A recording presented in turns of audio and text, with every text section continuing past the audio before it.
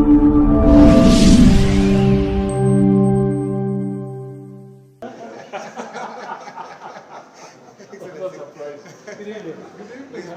you so much. I didn't tell you what's coming.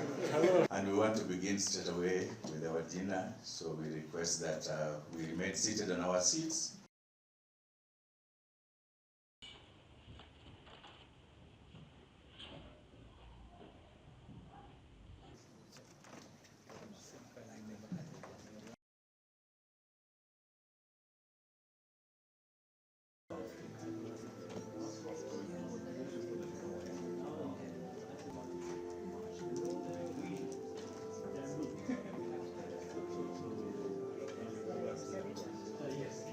As aware, well over 24 years ago.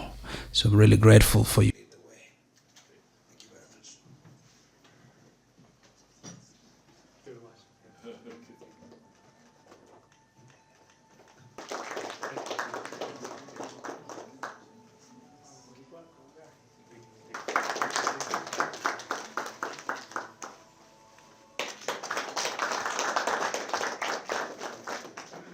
We have about 15 roads that are going to be benefiting from support from the CDB, and there are many other projects through PPP, for instance, Expressway.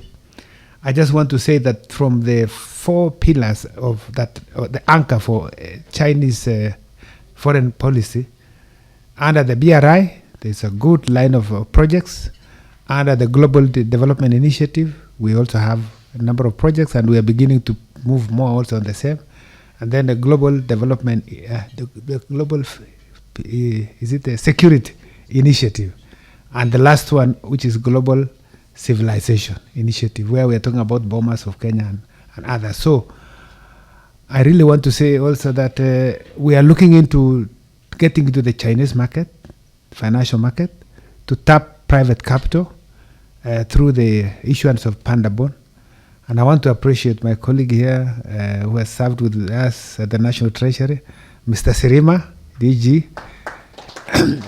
I think he has been, apart from Gatonga, he has been our ambassador to China from National Treasury.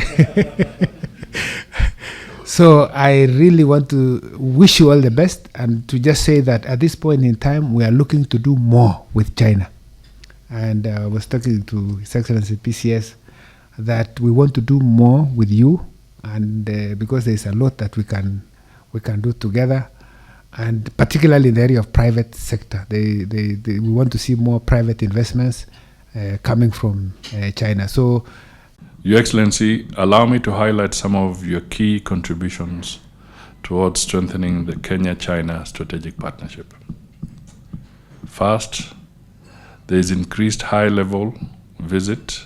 There were increased high-level visits by both Kenya and China, which is a clear political goodwill to take the strategic partnership to greater heights. Kenya formally joined the 4 initiatives: the Belt and Road Initiative, the Global Development Initiative, the Global Security Initiative, and the Global Civilization Initiative.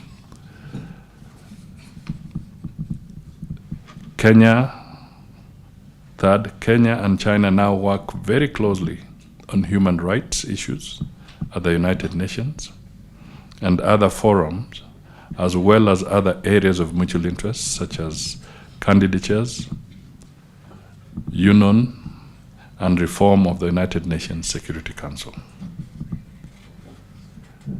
You have also been a strong supporter in the call and the reform of the international financial architecture and affordable financing for sustainable development.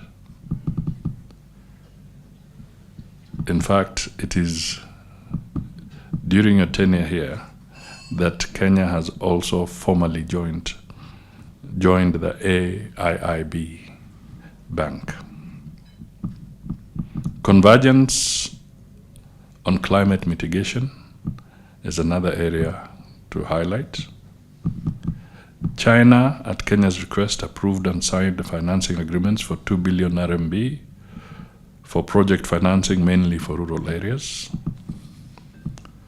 the ITS, which has been mentioned, TVET 3, the Boston Dam, the Nairobi Northern Bypass have been approved, and we expect financing agreements to be concluded soon. Last month, the government, through the National Treasury, shared the list of priority projects in line with the implementation of the 2024 Beijing FOCAC Summit outcomes. We are confident that Kenya will be prioritized as the implementation of the summit outcomes are required to get underway. The Ministry of Foreign Affairs headquarters building will soon be up at Upper Hill, following the signing of the exchange of notes between Kenya and China. Then there's the China Cultural Center, which will also be coming up and operational very soon. China has also extended humanitarian aid to Kenya in kind and also financially on various occasions. There are also several cooperation legal instruments and advanced stages in manifestation of the strong strategic partnership between the two countries. We also recognize your personal efforts to support Kenya with medical supplies during the difficult period of COVID-19 pandemic, demonstrating that China is a true friend of Kenya in times of need. Beijing has also, on many occasions, donated in kind and money towards emergencies. You may understand why the Chinese are so confident in Kenya. Why more and more Chinese investors are willing to put their investment in Kenya.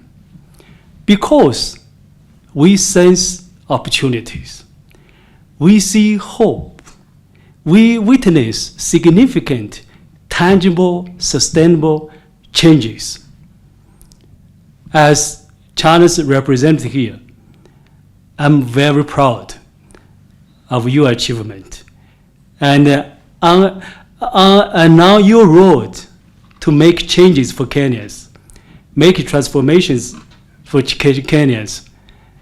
China is one of your reliable partners. And this partnership, by essence, is mutually beneficial. We are supporting each other. And we, in the embassy, and my team can testify, we always talk to the Chinese communities in Kenya. Without the trust of the host government and the host people, how can you have such a good life in Kenya? Please be assured that your successor and embassy team will continue to receive utmost support from the Kenya government for the benefit of our people and countries. In addition, the government will ensure the Chinese community, which has supported attainment of national development priorities, is safe while securing their investments. Your Excellency, as you settle back in Beijing, we trust you will help in including Kenya as a priority in the implementation of 2024 Beijing FOCAC Summit outcomes and the South-to-South cooperation model for many African countries to emulate in the region. Kenya and China enjoy a comprehensive strategic partnership, which is mutually beneficial, people-centered, and now the cornerstone of our joint vision for building a closer community with a shared future.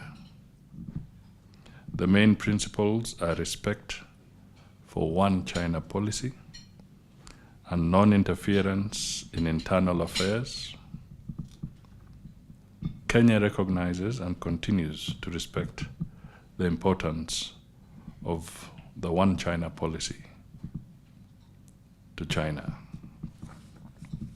And I had the privilege of not just speaking about it, but signing an agreement on behalf of the government of Kenya with Minister Wang Yi to really endorse and entrench this particular position in the agreements that stand between our two countries. And I just want to support my friends and brothers here that it is important that we continue to see more and more private sector investment from China in our country. And we would be so happy so that we can really entrench this. We want that private sector not just to be in Nairobi. We want to see them in Nakuru, Mombasa, Kilifi, Eldoret, Kakamega, Lodwar. So as they spread in the country and invest in different sectors, that will really, really help in consolidating and cementing our partnership.